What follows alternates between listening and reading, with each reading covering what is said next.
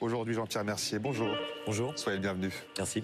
Bonjour Jamel, bonjour à tous. Bonjour Jean-Pierre Mercier, vous êtes délégué syndical central pour la CGT chez PSA, le constructeur automobile PSA. Aujourd'hui, mot d'ordre de grève lancé par votre syndicat, la CGT. C'est une grève syndicale avec un mot d'ordre, une grève politique. Parce que j'ai vu les mots d'ordre, les revendications. Il y a un peu de tout, contre l'usage de la violence par les forces de l'ordre, pour l'équité fiscale. On a l'impression que c'est une grève avec un mot d'ordre comme un programme politique. Écoutez, syndical ou politique, je ne sais pas. En tout cas, il y a matière à défiler, à faire grève, à manifester. D'abord et avant tout pour l'augmentation des salaires, l'augmentation des pensions de retraite. C'est un des points que le mouvement des Gilets jaunes a réussi à mettre. C'est pas pareil, les salaires, ça s'adresse aux entreprises, les pensions de retraite au gouvernement. Bien sûr, et donc on s'adresse aux deux.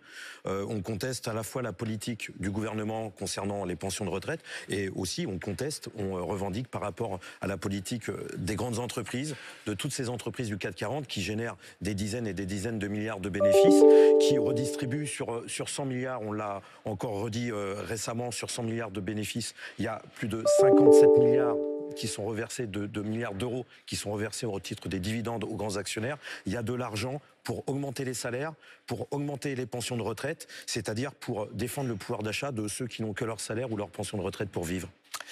Pourquoi faire grève en semaine? C'est pour gêner les entreprises, désorganiser les pouvoirs publics? Parce que les salariés, ils perdent une journée de salaire, contrairement au mouvement des Gilets jaunes le samedi, par exemple. Bien sûr. De toute façon, on n'a rien sans rien. De toute l'histoire du mouvement social, tous les droits qu'on a réussi à imposer au patronat, ça a été par des mouvements de grève, ça a été par des révoltes, par des manifestations. Et le mouvement des Gilets jaunes, il a eu de positif qu'il a remis à l'ordre du jour, au goût du jour, l'action collective. C'est par l'action collective qu'ils ont fait reculer Macron, qui était, soi-disant, quelqu'un d'inflexible. Alors, il faut que la perspective, la suite, ça doit, les suites doivent avoir leur prolongement dans les entreprises, là où se fabriquent les profits. C'est là où les décisions essentielles se prennent, et c'est absolument là où les travailleurs ont la force sociale, la force économique d'imposer au patronat nos conditions d'augmentation de salaire, mais pas que d'augmentation de salaire, de chômage, etc. Mais justement, sur la force d'imposer les choses, qu'est-ce que vous inspire le fait qu'en quelques semaines de mobilisation, les Gilets jaunes ont obtenu davantage que vous, les syndicats traditionnels, en des décennies de mobilisation? Je pense que Emmanuel Macron a eu cette consigne de la part du grand patronat de... Ah, il obéit aux ordres du grand patronat. C'est une évidence, c'est une évidence. Alors là, très ils lui téléphonent, ils lui disent voilà, maintenant faut faire ci, faut faire ça. Je sais pas comment ça se fait, mais c'est une évidence que ils sont en contact direct. Et d'ailleurs, simplement la politique d'Emmanuel Macron révèle que il est aux ordres. C'est vraiment pour moi et pour des millions de gens aujourd'hui, c'est qu'une marionnette, c'est un pantin aux mains du grand patronat. Ça, c'est une évidence pour tout le monde. C'est le gouvernement des super riches, c'est le président des super riches. D'accord, mais force est de constater que la marionnette a été plus bougée par les Gilets jaunes en quelques semaines que par vous en 40 ans. Oui, et ben tant mieux si les Gilets jaunes ont réussi à faire bouger Emmanuel Macron. Moi, j'ai jamais tourné le dos au mouvement des Gilets jaunes. Au contraire, ils ont ouvert une brèche et en tout cas à la CGT de PSA, on s'est attaché à militer pour défendre cette idée fondamentale que c'est par l'action collective qu'on arrive à imposer des revendications, que ça soit au gouvernement. Mais c'était aussi un mouvement contre vous. Les Gilets jaunes, c'est un mouvement contre l'État, contre les partis, mais aussi contre les syndicats réputés incapable de défendre les salariés. Je ne sais pas si c'est réputé incapable de défendre les salariés. En tout cas, il y a eu et il y a encore une défiance par rapport aux directions confédérales. Je ne pense pas que les Gilets jaunes sont méfiants par rapport aux militants de base, par rapport aux syndiqués, par rapport aux syndicats d'entreprise. Ce que je veux dire, c'est que ce qu'ont fait les Gilets jaunes, ils ont ouvert une brèche par rapport à l'action collective. Mais occuper des ronds-points, c'est bien. Manifester le samedi, c'est bien, mais pour gagner, pour faire reculer le grand patronat, il faut que les actions se déroulent dans les entreprises, au sein des usines, au sein des bureaux, au sein des banques. C'est là où on a cette possibilité, cette force de faire reculer nos patrons. Donc vous défilez aux côtés d'Éric Drouet, par exemple, figure contestée du mouvement, ça vous dérangerait pas? Moi, ça me dérange pas. Je défile derrière des revendications qui sont extrêmement claires, c'est-à-dire défendre les intérêts du monde du travail, augmenter les salaires, augmenter les pensions de retraite, que dans les grandes entreprises, on embauche les jeunes, on embauche les chômeurs.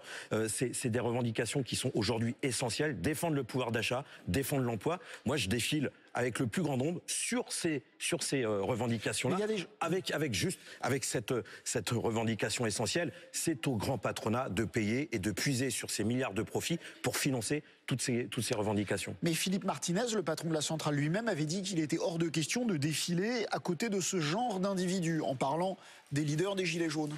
Mais écoutez, là, la preuve, à Paris, il a changé d'avis. Je ne sais pas s'il a changé d'avis. En tout cas, ce qui est certain, c'est qu'il faut qu'on soit le plus grand nombre dans la rue à manifester, qu'on soit le plus grand nombre à faire grève dans nos entreprises pour vraiment... Ça s'annonce pas comme un succès phénoménal, cette journée de grève. Le métro, ça fonctionne, les trains, ça fonctionne. Enfin, tout a l'air de fonctionner à peu près bien. Est-ce que vous n'avez pas grillé une cartouche pour rien? Alors, il y a quelque chose, je fais une petite pirouette. Radio France est en grève, France Info, France Inter. Et je salue la grève de vos confrères. Peut-être que ça ne sera pas au niveau des attaques, la mobilisation ne sera pas au niveau des attaques. On n'en sait rien, on verra, on fera le bilan ce soir. En tout état de cause, pour moi, j'ai plaidé et j'ai défendu, depuis le début du mouvement des Gilets jaunes, j'ai plaidé et j'ai défendu cette idée qu'il faut que les travailleurs rentrent en grève dans les entreprises, occupent leurs usines, occupent leur lieu de travail. En grève générale, illimitée. Bien sûr, c'est ça, c'est un bras de fer qu'il va falloir mettre en place face aux grandes entreprises. Très loin, là vous appelez une grève illimitée, on en est très loin, vous prêchez dans le désert. Non, je prêche pas dans le désert, vous savez, ce sont des idées, d'ailleurs nos patrons le savent très bien, ils en sont très méfiants, ce sont des idées qui sont utiles pour l'ensemble du monde du travail. Oui, bien sûr qu'il faut occuper nos entreprises, qu'il faut descendre dans la rue, qu'il faut se mettre en grève générale, parce que c'est une évidence pour nous. C'est la seule voie, c'est la seule perspective qu'il faut défendre aujourd'hui, parce que c'est la seule solution qu'on a entre nos mains. Jean-Pierre Mercier, une question posée par notre partenaire Slate. Avez-vous rempli le questionnaire du grand débat proposé en ligne par le gouvernement? Non, j'ai pas participé à ce grand débat national qui, pour moi, alors franchement, on le sentait dès le début. C'est vraiment une opération de diversion pour essayer d'étouffer la mobilisation qui perdure des Gilets jaunes. Mais vous savez, ce grand débat national. Vous n'avez pas l'impression que ça l'amplifie? Au contraire, il y a dans tous les débats des revendications pour le rétablissement de l'ISF, pour plus de justice fiscale. Bien sûr. Vous refusez ce qui fonctionne, alors que ce sont vos revendications. Juste entre nous, il n'y avait pas besoin de ce grand débat national pour que cette revendication elle soit mise sur la place publique. Depuis le début de la mobilisation des Gilets jaunes, elle est sur la place publique. L'augmentation des salaires, l'augmentation des pensions de retraite. Ce que je veux dire, c'est que ce débat national, c'est vraiment une opération de diversion. C'est le one-man show de Macron. Vous savez, on va discuter dans la rue, on discute dans les entreprises. Le grand débat, il doit se faire à l'intérieur des entreprises, dans les ateliers, dans les bureaux. C'est là où on doit discuter de nos revendications, d'une part, et surtout de quelle manière on peut les imposer. Parce que Macron, il parle beaucoup, mais derrière, il n'y aura rien du tout. Pour obtenir quelque chose, il faudra se mobiliser. Merci beaucoup Jean-Pierre, merci d'avoir été l'invité de l'Instant Politique avec Gilles Bernstein. Vous restez avec nous les 9h30, 13h.